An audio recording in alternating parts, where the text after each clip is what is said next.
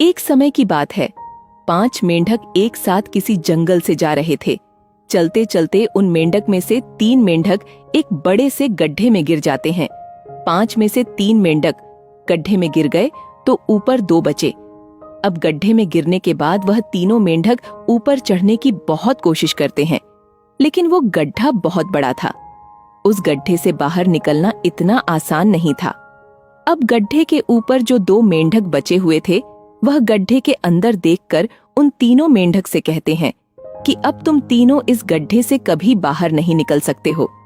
यह बहुत बड़ा गड्ढा है, तो तुम्हारा कोशिश करना व्यर्थ है। यह सुनने के बाद उन तीनों मेंढक में से एक मेंढक को लगता है कि सही बोल रहे हैं।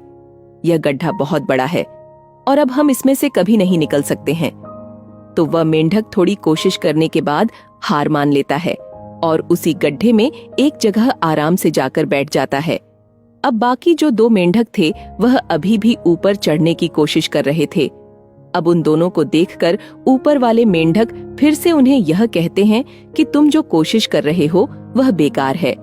तुम इस गड्ढे से कभी बाहर नहीं निकल सकते हो और अब तुम्हें अपनी सारी जिंदगी इसी गड्ढे में गुजारनी पड़ेगी।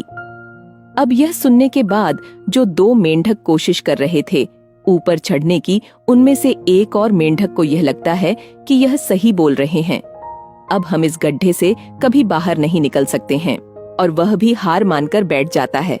लेकिन अभी भी उनमें से एक मेंढक ऊपर चढ़ने की कोशिश कर ही रहा था। ऊपर वाले 2 मेंढक उसे भी कहते हैं कि क्या तुम्हें सुनाई नहीं दे रहा है? उन दोनों ने हार मान लिया है और तुम अभी भी यह सोच रहे हो कि तुम इस बड़े से गड्ढे से बाहर निकल सकते हो। वो ऊपर वाले दोनों मेंढक उसे बोलते रहे, लेकिन उनकी बातों का उस मेंढक पर कोई असर नहीं हुआ और वह मेंढक कोशिश करता रहा और कोशिश करते करते वह उस गड्ढे से बाहर निकल गया। अब उसे वह सारे मेंढक देख रहे थे कि यह बाहर कैसे निकल गया। मैं आपको बताता हूँ कि वह मेंढक बाहर कैसे निकला। वह मेंढक इस बड़े गड्ढे से इसीलिए बाहर निकला क्योंकि वह मेंढक बहेरा था, उसे कुछ सुनाई नहीं देता था। तो इस कहानी से हमें यह सीख मिलती है कि जब हम जिंदगी में कुछ अच्छा करते हैं तो बहुत लोग आते हैं, हमें रोकने के लिए तरह तरह की बातें करते हैं। लेकिन अगर आपको अपने काम में कामयाबी हासिल करनी है तो बहरे बन जाओ। उनकी बातों का अपने ऊपर कोई असर ही मत होने दो, क्योंकि सबसे बड़ा रोग क्या कहेंगे लोग।